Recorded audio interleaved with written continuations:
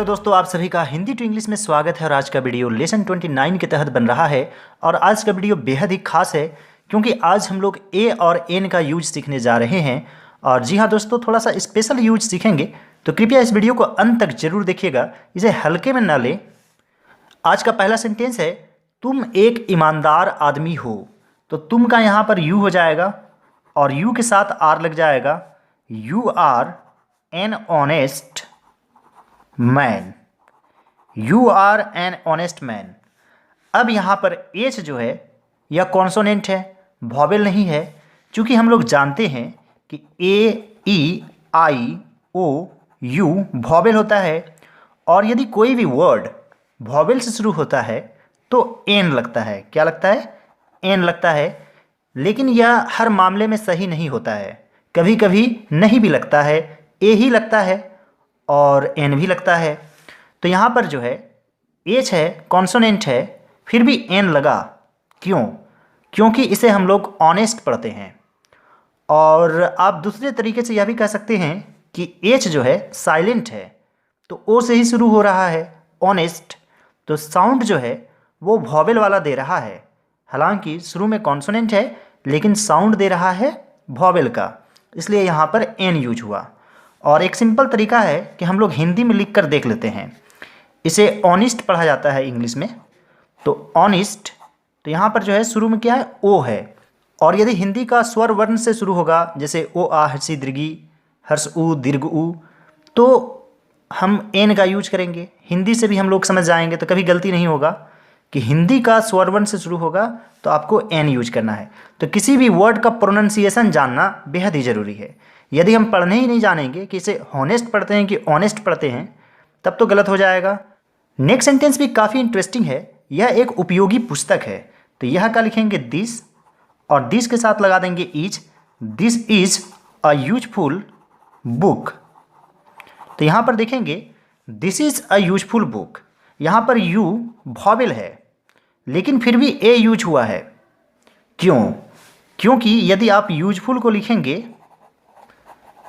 तो यो से शुरू होता है और इसका वाई होता है, और वाई जो है कॉन्सोनेंट है एक तरह से।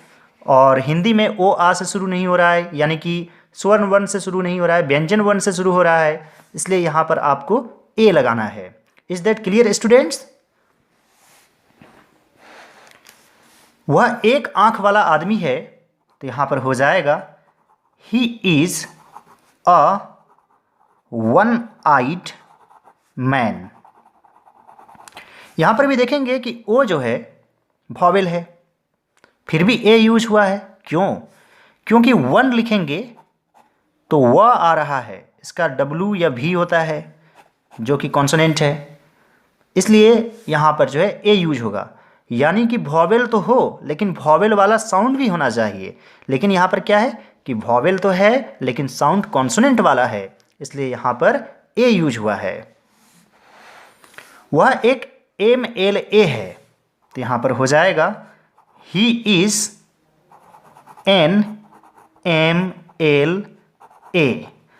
अब आपका कहना होगा कि सर यहाँ पर एम तो कॉन्सोनेंट है लेकिन फिर भी आपने एन यूज किया है, क्यों?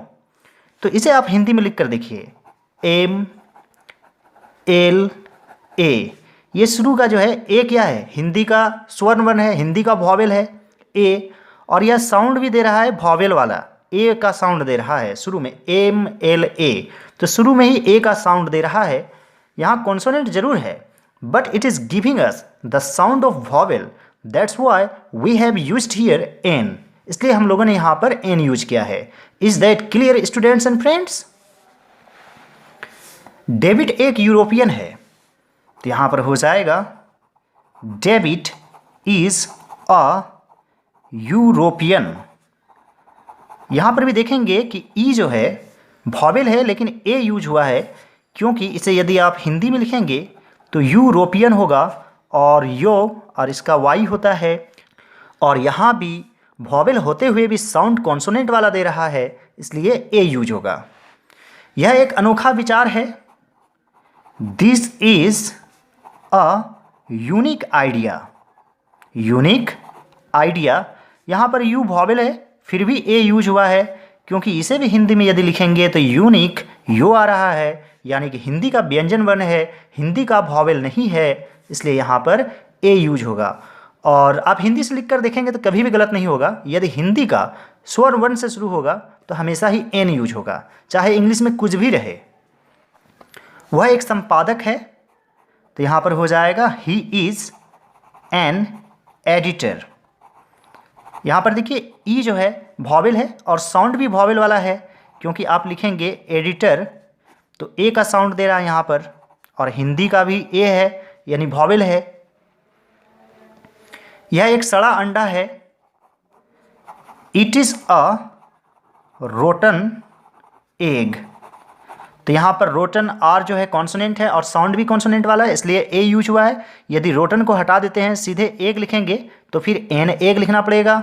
मेरे पिताजी एक एसडीओ हैं, तो यहाँ पर हो जाएगा my father is an SDO. यहाँ पर आप क्लियरली देख सकते हैं कि ए से शुरू हुआ है, एसडीओ शुरू में ए है, यानी कि एस रहते हुए भी साउंड वॉवेल वाला दे रहा है, इसलिए यहाँ पर एन यूज हुआ है। वह इस संपत्ति का एक उत्तराधिकारी है, तो he is an heir of this property. यहाँ पर आप देखेंगे कि यहाँ एयर है, इसे एयर पढ़ते हैं, HEIR। यहाँ पर एच जो है साइलेंट है, इसे हेयर नहीं एयर पढ़ा जाता है। कई लोग गलत भी पढ़ते हैं, तो इसे एयर पढ़ते हैं। और एच साइलेंट है और यह साउंड वॉवेल वाला दे रहा है। यदि एच को हटा दें तो मान लीजिए कि ई से शुरू हो रहा है, तो इसलिए यहाँ पर एन यूज होगा। He is an heir of this property. दोस्तों, उम्मीद करता हूँ कि आज का लेसन आप लोगों को अच्छा लगा होगा और समझ में आ गया होगा। इसी तरह से खास अंदाज में इंग्लिश सीखने के लिए आप लोग सभी मेरे चैनल हिंदी टू इंग्लिश को जरूर सब्सक्राइब कर लीजिएगा। और यह वीडियो लेसन 29 के अंतर्गत बन रहा है, तो आप इससे पहले वाले जितने भी लेसन है सभी लेसन्स को जरूर देखेंगे बारी बारी से। All right dear students and friends, thanks for watching, have a great day, enjoy yourself.